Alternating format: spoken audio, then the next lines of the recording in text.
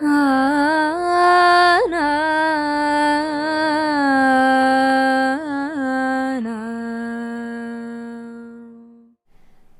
Guruvayur devotees ഓൺലൈനിലേക്ക് ഏവർക്കും സ്വാഗതം. സർവം കൃഷ്ണമയം. കൃഷ്ണായ വാസുദേവായ ദേവകീ നന്ദനായ ച നന്ദഗോപകുമാരായ ഗോവിന്ദായ നമോ നമഃ. ഇന്നലെ മുപ്പെട്ട് വെള്ളിയാഴ്ചയായിരുന്നു കേട്ടോ. അപ്പോൾ സാധാരണ എന്നും ഞങ്ങൾ പോകുന്ന സമയത്ത് തന്നെയാണ് തൊഴാനായിട്ട് ചെന്നത്. 4 മണിയോട് കൂടിയാണ് കേട്ടോ ചുറ്റമ്പലത്തിനുള്ളിലേക്ക് ഞാനും വിഷ്ണുവും കടന്നത്. ആ സമയത്ത് തന്നെ ശീവേലി എല്ലാം കഴിഞ്ഞിട്ടുണ്ടായിരുന്നു. അതുപോലെ നമ്മുടെ പ്രാദേശികത്തിൻ്റെ ക്യൂ പടിഞ്ഞാറ് ഭാഗത്ത് തന്നെ ഉണ്ടായിരുന്നുള്ളൂ കേട്ടോ. ഒരുപാട് തിരക്കൊന്നും പ്രാദേശികത്തിൻ്റെ ക്യൂവിൽ ഉണ്ടായിരുന്നില്ല. കുറച്ച് സമയം നിന്നിട്ട് പെട്ടെന്ന് തന്നെ അകത്തേക്ക് കടക്കാൻ സാധിച്ചു, ഉള്ളിലുള്ള ക്യൂവിലേക്ക് കടക്കാൻ സാധിച്ചു. കഴിഞ്ഞ ദിവസത്തെ പോലെ തന്നെ കെട്ടുനിറയൊക്കെ ഉണ്ടായിരുന്നു കേട്ടോ അവിടെ. പിന്നെ ഒരു 4:30 കൂടെ, ഏകദേശം ഒരു 4:30 കൂടെ തന്നെയാണ് കൊടിമരത്തിൻ്റെ ചുവട്ടിലേക്ക് എത്തിയതും. അതുപോലെ തന്നെ ബലിക്കല്ല് ചുറ്റി ഞങ്ങൾ ഉള്ളിലേക്ക് നാലമ്പലത്തിനകത്തേക്ക് കയറിയതും. അപ്പോൾ ഇന്നലെ ഒരു 7 വയസ്സുകാരൻ ഉണ്ണി തൻ്റെ 2 കൈകളിലും എണ്ണയായി ഇങ്ങനെ ചേർത്ത് വെച്ച് നിൽക്കുന്നത് കണ്ടപ്പോൾ എൻ്റെ മനസ്സിൽ തോന്നിയിട്ടുള്ള ഒരു കാര്യം പറയാട്ടോ. സാധാരണയായിട്ട് വെണ്ണക്കണ്ണൻ അലങ്കാരമായിട്ട് വരുന്ന ദിവസങ്ങളിലെല്ലാം കൈകളിൽ ഇങ്ങനെയാണ് വെണ്ണ പിടിക്കാറുള്ളത്. പക്ഷെ ഇന്നലെ അത് നെഞ്ചോട് ചേർത്തിട്ടായിരുന്നു പിടിച്ചിട്ടുണ്ടായിരുന്നത്. അതുകൊണ്ട് തന്നെ ഭഗവാനെ അത്രയേറെ പ്രിയപ്പെട്ട ഒരാളായിരിക്കാം ആ വെണ്ണ കൊടുത്തിട്ടുണ്ടായിരിക്കുക. അതുകൊണ്ടായിരിക്കും ഭഗവാൻ ഇങ്ങനെ ചേർത്ത് പിടിച്ചിട്ടുണ്ടായിരിക്കുക. നിങ്ങളൊന്ന് ആലോചിച്ച് നോക്കൂ. ചിലപ്പോൾ നിങ്ങളിൽ ചിലർ തന്നെ ആയിരിക്കും ഭഗവാനെ വെണ്ണ നേദിച്ചിട്ടുണ്ടായിരിക്കുക. അതായിരിക്കാം ഭഗവാൻ ഇങ്ങനെ ചേർത്ത് വെച്ചിട്ടുണ്ടായിരുന്നത് കേട്ടോ. നമുക്ക് എല്ലാവർക്കും അറിയാലോ, ഭഗവാൻ എന്ന് പറയുന്നത് ഭക്തവത്സലനാണ്. ഭക്തരെല്ലാം എത്രത്തോളം നിസ്വാർത്ഥമായിട്ടാണ് അദ്ദേഹത്തിനോട് അടുക്കുന്നത്, അത്രയേറെ ഭഗവാൻ നമ്മളിങ്ങനെ ചേർത്ത് വെച്ചിട്ടുണ്ടായിരിക്കും അല്ലേ. അതുപോലെ തന്നെ ഇന്നലത്തെ ആ വെണ്ണപ്രസാദം, ഭഗവാന്റെ സ്നേഹമാകുന്ന ആ വെണ്ണപ്രസാദം ഭഗവാൻ എല്ലാവർക്കും അവിടെ വന്ന് തൊഴാൻ വന്നിട്ടുണ്ടായിരുന്ന എല്ലാവർക്കും ഇങ്ങനെ കുറേശ്ശെ കൊടുക്കുന്ന പോലെ തോന്നിയിരുന്നു കേട്ടോ. കാരണം അത് സ്വീകരിച്ച എല്ലാവരുടെയും മുഖത്ത് അതിൻ്റെ സന്തോഷം എനിക്ക് കാണാൻ സാധിച്ചിട്ടുണ്ടായിരുന്നു. അതുപോലെ തന്നെ നമ്മളെല്ലാവരെയും ഭഗവാൻ ഇങ്ങനെ ചേർത്ത് പിടിക്കട്ടെ. നമ്മൾ നന്നായി ഭഗവാനോട് അടുക്കാൻ സാധിക്കട്ടെ. നന്നായി നാമം ജപിച്ചോളൂ. അപ്പോൾ എല്ലാവരുടെയും മനസ്സിൽ ഭഗവാന്റെ ആ ചിരിച്ചു നിൽക്കുന്ന മുഖം കണ്ടുകൊണ്ട് നന്നായി പ്രാർത്ഥിച്ചോളൂ കേട്ടോ. അങ്ങനെ ആ വാതിൽമാടം കടന്ന് നാലമ്പലത്തിനുള്ളിലേക്ക് പ്രവേശിച്ച പാടെ കണ്ടു നമ്മുടെ ഉണ്ണിക്കണ്ണൻ, പൊന്നുണ്ണിക്കണ്ണൻ ശ്രീലകത്ത് 2 കൈകളിലും വെണ്ണയായി അങ്ങനെ നെഞ്ചോട് ചേർത്ത് വെച്ച് കാലുകൾ ഇങ്ങനെ പിണച്ച് വെച്ച് നിൽക്കുന്ന രീതിയിലായിരുന്നു നിൽക്കുന്നുണ്ടായിരുന്നത്. ഇന്നലെ ഉണ്ണിക്കണ്ണൻ കുറച്ചും കൂടി മുതിർന്ന ഒരു ഉണ്ണിയായിരുന്നു കേട്ടോ.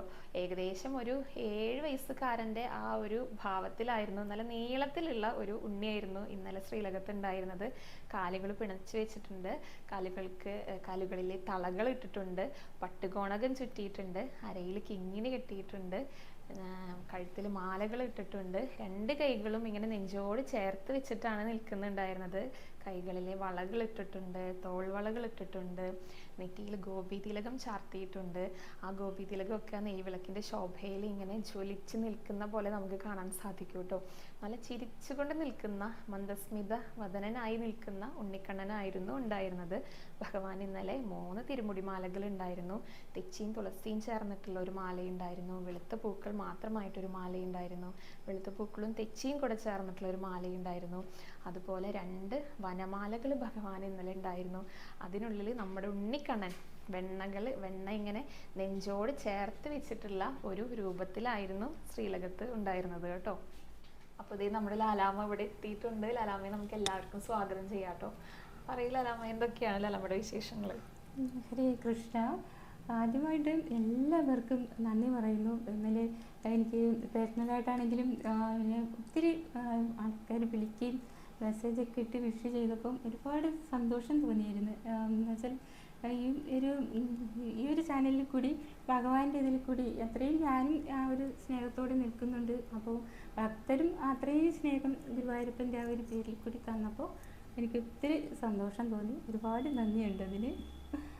അതാണ് ഏറ്റവും വലിയ ഒരു പുണ്യം എന്ന് പറയുന്ന സന്തോഷമാണ്. അതുപോലെ തന്നെ നമ്മുടെ ലാലാമ്മ ഗുരുവായൂർക്ക് വരുന്ന സമയത്ത് എല്ലാ തവണയും നിർമ്മാല്യം ദർശിക്കാനുള്ള ആ ഒരു ഭാഗ്യം ലാലാമ്മയ്ക്ക് കിട്ടാറുണ്ട് കേട്ടോ. നമ്മളിൽ തന്നെ ഒരുപാട് ഭക്തർ നമ്മളടുത്ത് വിളിച്ച് ചോദിക്കുന്ന ഒരു കാര്യം കൂടിയാണ്. എല്ലാവർക്കും നിർമ്മാല്യം ദർശിക്കാനുള്ള ഒരുപാട് ആഗ്രഹം ഉണ്ട്. പക്ഷെ ലാലാമ്മയ്ക്ക് എപ്പോഴും സിദ്ധിക്കാറുള്ള ഒരു ഭാഗ്യമാണ്. ഇന്നലെയും ലാലാമ്മ വന്ന സമയത്ത് ഇന്നത്തെ നിർമ്മാല്യം കാണുവാനായിട്ട് സാധിച്ചു.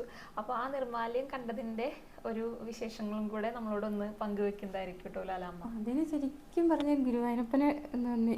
എന്ന് വെച്ചാൽ ഗുരുവായൂരപ്പൻ അങ്ങനെ ഒരു അവസരം തരുന്നതാണ്. ആ ഒരു നിർമ്മാല്യം കാണാൻ ശരിക്കും സാധിക്കുന്നുണ്ട്. നിന്നും വന്നപ്പോൾ ആ ഒരു 3 മണി അടിക്കുന്ന സമയത്ത് ഞാൻ ഗോപുരവാതിൽ തുറന്നകത്ത് പോയി. അത്രയും മനോഹരമായിട്ട് ആ നേരത്തെ നാഷിക പറഞ്ഞതുപോലെ ആ വെണ്ണ ഇങ്ങനെ മാറോട് ചേർത്ത് വെച്ചുകൊണ്ടിരിക്കുന്ന ആ ഉണ്ണിക്കണ്ണൻ നല്ല പുഞ്ചിരിച്ച് നിൽക്കുന്നുണ്ടായിരുന്നു. ആ ഒരു നിർമ്മാല്യം 3 മണി തൊട്ട് ഒരു 3:15 മണി വരെ നിർമ്മാല്യം ഉണ്ടായിരുന്നു. വൈശാഖ മാസം ആയതുകൊണ്ടും അനവധി ഭക്തർ വരുന്നത് കൊണ്ടായിരിക്കാം അത്രയും നേരം നിർമ്മാല്യം ഉണ്ടായിരുന്നു കാണാനായിട്ട്. അപ്പം അത്രയും പുഞ്ചിരിച്ച് ആ 2 കൈ കൊണ്ട് ഇങ്ങനെ വെണ്ണയൊക്കെ വെച്ച് നിറഞ്ഞു നിൽക്കുന്ന ഉണ്ണിക്കണ്ണനെ കാണാനായിട്ട് കാലുകളും ഇങ്ങനെ പിണച്ച് വെച്ചിട്ട് ഇങ്ങനെ നിൽക്കുന്നുണ്ടല്ലോ. അപ്പം അത്രയും നോക്കി ഇങ്ങനെ എൻ്റെ മനസ്സിലിങ്ങനെ ഇങ്ങനെ കട്ട് തിന്നാൻ വേണ്ടി എന്തോ എടുത്ത് വെച്ചിരിക്കുന്ന പോലെ ഒരു ഉണ്ണിക്കണ്ണനെയൊക്കെ കണ്ടു. പിന്നെ ആ കളമൊക്കെ ആ ഒരു മഞ്ഞപ്പട്ടിലൊക്കെ എടുത്ത് മാറ്റി അത് കഴിഞ്ഞിട്ട് തൈലാഭിഷേകം, പിന്നെ കാക്കച്ചാർത്ത്, ശംഖാഭിഷേകം അതൊക്കെ കഴിഞ്ഞ് അത് പൂർണ്ണമായിട്ട് ഭഗവാന്റെ ഒരു അനുഗ്രഹം കൊണ്ട് അതൊക്കെ കാണാൻ സാധിച്ചു. എപ്പോഴത്തെ പോലെ ഞാൻ മറ്റേ മാലയും കൊണ്ടിടാറുണ്ട്, തുളസി മാലയും താമര മാലയും കൊണ്ടുള്ളത്. ഭഗവാൻ ബാക്കിലൊരു കണ്ണനുണ്ടല്ലോ, ഞാൻ എപ്പോഴും കാര്യങ്ങളൊക്കെ പറയുന്നൊരു കണ്ണനാണ്. അപ്പം ആ കണ്ണനിലും മാലയൊക്കെ ചാർത്തി കുങ്കുമാഭിഷേകം ഹരിമാസ്വാമിക്ക് ഇട്ടു. അങ്ങനെ ആനിവേഴ്സറി ആയിട്ട് ഇവിടെ വന്ന് ആ ഒരു നിർമ്മാല്യമൊക്കെ കാണാൻ സാധിച്ചതിൽ എപ്പോഴും കാണാൻ ഭഗവാൻ ഒരു അവസരം തരുന്നു. അത് ഭഗവാന്റെ പാദത്തിൽ കൂടി നമസ്കരിക്കുന്നു. നന്ദി. ഇന്ന് സാധാരണ ഒരു സെഷൻ അല്ല കേട്ടോ, ഇന്ന് ലാലാമ്മയും കൂടി ഉള്ളത് കൊണ്ട് ലാലാമ്മയാണ് എന്നോട് ചോദ്യങ്ങളെല്ലാം ചോദിക്കുന്നത്. അപ്പം ഞാൻ ഉത്തരം പറയുന്നതായിരിക്കും കേട്ടോ. അപ്പോൾ എന്തായാലും നല്ല കാര്യങ്ങളായിട്ടൊക്കെ തന്നെ മുന്നോട്ട് പോകുന്നുണ്ട്. അപ്പോൾ ഒത്തിരി ഭക്തർ ഒത്തിരി ചോദ്യങ്ങളായിട്ടൊക്കെ വരുന്നുണ്ടല്ലോ, എല്ലാ ദിവസവും വരുന്നുണ്ടല്ലോ. അപ്പോൾ അതിലൊരാൾ ചോദിച്ചിരിക്കുന്നുണ്ട്, ഈ അടിപ്രദക്ഷിണം വെച്ചുകൊണ്ട് നിൽക്കുന്ന സമയത്ത് ക്ഷേത്രത്തിൽ ഇപ്പം ദർശനത്തിന് അടയ്ക്കുമല്ലോ, അടച്ചു കഴിഞ്ഞാൽ അടിപ്രദക്ഷിണം പിന്നെ തുടരുന്നോ അതോ അവിടെ വെച്ച് നിർത്തണമോ എന്നായിരുന്നു ചോദിച്ചിരിക്കുന്നത്.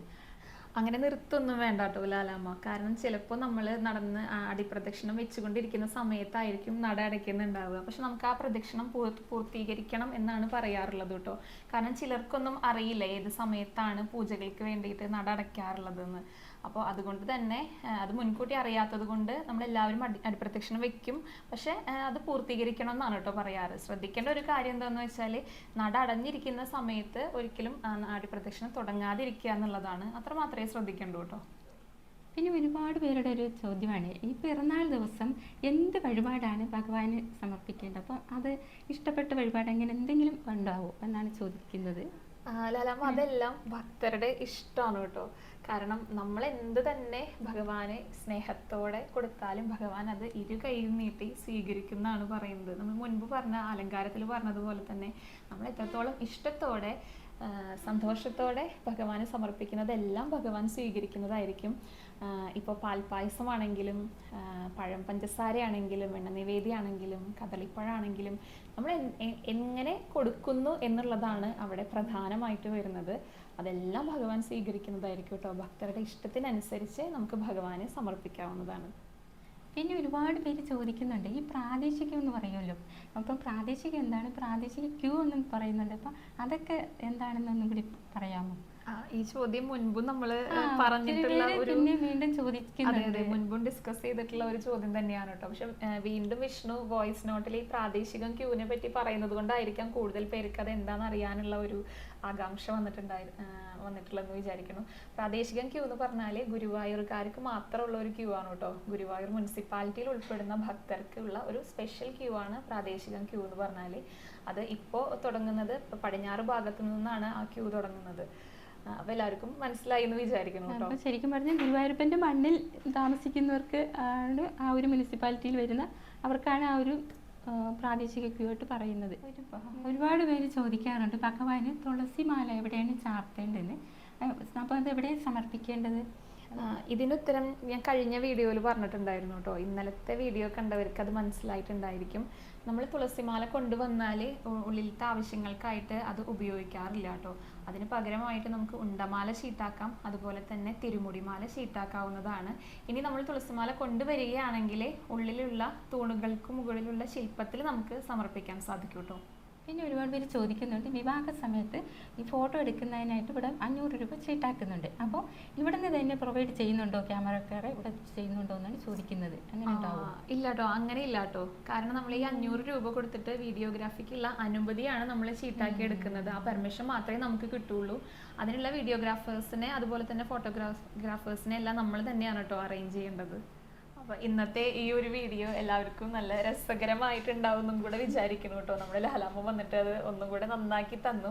നമ്മുടെ ചോദ്യോത്തരത്തിൻ്റെ ആ സെഷനെല്ലാം ഗംഭീരമാക്കി തന്നിട്ടുണ്ടെന്ന് വിചാരിക്കുന്നു. അപ്പോൾ അടുത്ത ദിവസം ഇതുപോലെ ചോദ്യങ്ങളൊക്കെ ആയിട്ട് ഞാൻ വരുന്നതായിരിക്കും കേട്ടോ. അപ്പോൾ അതുവരേക്കും എല്ലാവർക്കും ഒരുപാട് സന്തോഷം നിങ്ങളെല്ലാവരും അറിയിക്കുകയാണ്. എല്ലാവരുടെയും പ്രാർത്ഥന ഞങ്ങളുടെ എല്ലാവരുടെയും കൂടെ വേണം. ഹരേ കൃഷ്ണ, ഹരേ ഗുരുവായൂരപ്പ. ഹരേ കൃഷ്ണ.